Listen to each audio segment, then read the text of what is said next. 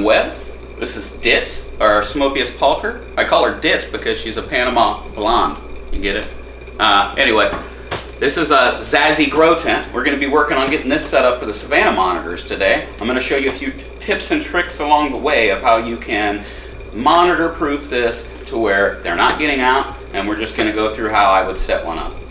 Alright, so first thing we got to do is we got to read the directions. Now, as y'all can see, this is clearly in Chinese, so it's not going to be easy to put together. Women wonder why we don't read directions. Look at all these Chinese words. It's not going to work out that way. So I'm going to have to figure this out the man way, which is we just put these directions down and start putting stuff together. We'll show you how it goes.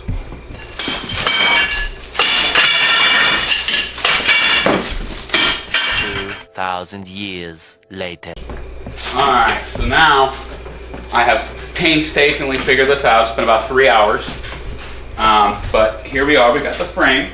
I will say this is a bit smaller than what I was thinking it was going to be for some reason.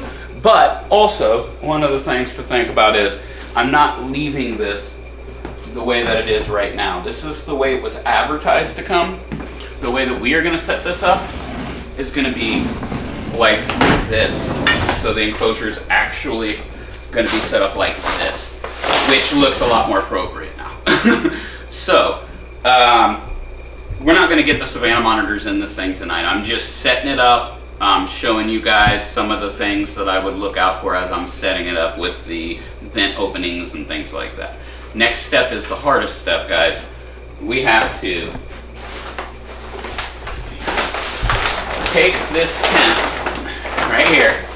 We got to open it up, set it down right, and we'll have to flip this back around, and then we kind of just have to wrap the tent around this. This has always been the hardest part.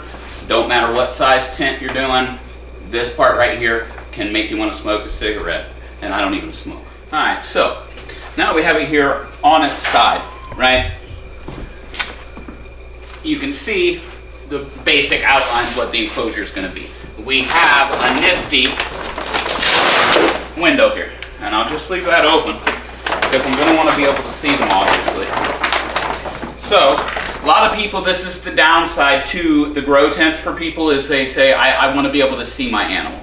And yeah, I know that this isn't as big of a hole to see through as a lot of other enclosures would give you, but think of this.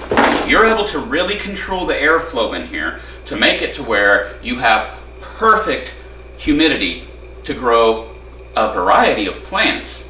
Plants require a more in-depth humidity than a lot of animals do. So if this can control the humidity in an environment for a finicky plant, imagine what it can do for a finicky lizard. So that's why I like to use these. I feel like I can really control my husbandry a lot better with them. But we have a few things that you have to do right off the bat. Now, up here in the top, this is where my lighting will go. So I'm not really worried about messing with these yet, because until I get my lights through here, I won't be doing anything with them. Once I get my lights through there, I will be tying them off, but not until then. These other ones though, I'm not going to need. Now, I'll have a ventilation patch right back here. I'll end up taking that off so that way there is some breathing here. But as far as all of these other ones go, I do not need them open. So I'm going to push, there's a hole on both sides with strings. I'm going to push the one hole out on the other side with strings, and I'm just going to take the string. I'm going to wrap it around this opening here. I'm going to take the thing that ties it off. I'm going to pull it down as hard as I can, and then I'm going to tie a couple of knots around that. What this does is it just makes it to where these inquisitive monitors have a heck of a time getting through there if they get to it. And I'm going to repeat the process for all of these on the inside, and then the reason I'm pushing them out to the other side is so I can double knot it from the other side. Once again, if you guys have worked with any of these intelligent lizards, you already know it's not good enough to do it on one side. You got to do it on both, because they will get through one side eventually. You need that protection on the other side, so that way you can see if they've started to do it and you can fix it. All right, so as you can see, they can't get out from in there, but we're tying the outsides too, so that way somehow they manage to get through that barrier. there's a second barrier here that they have to get through before they would be able to get loose into the house, which is what we want to avoid. Up in the animal room, if they got out, I would be able to find them fairly quickly. There's only so far they can go. In the house, I have to prevent escape at all costs. Now, when you get to this point, well, by the time you get to the point of putting the light in, like I'm going to take this back out, I'll probably set everything else up before I put the light in. But the point is to show you how to do this part. When you go to put the light in, you're simply going to take your wire, string it up through these. You're going to get this to the amount of slack that you think you're going to need. And then you'll do the same thing that you've done everywhere else. You'll tie it off on both sides really tight.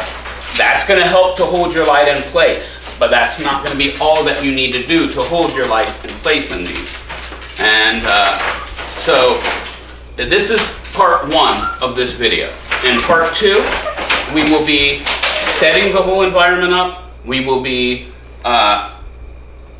doing the whole setup, where I'll show you how to finish putting the light in, how to put the dirt in, what kind of a dirt mix you should use for savannah. We'll do a whole setup, because those were already set up when we started the channel. So this gives us a chance to do that. So be looking forward to a part 2. For now, this was just part 1. We showed you how to set this up, the very basics of it. Also, I like to get these on Amazon. You can always find them on sale. Look around, you know, bunches of different sizes work for bunches of different animals. So look for ones that are on sale, grab that size up.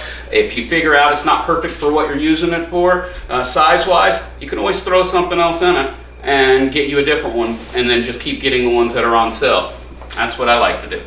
So anyway, we will be back with part 2 soon, and I hope you all enjoy. Thanks for watching Hillbilly Herpetology.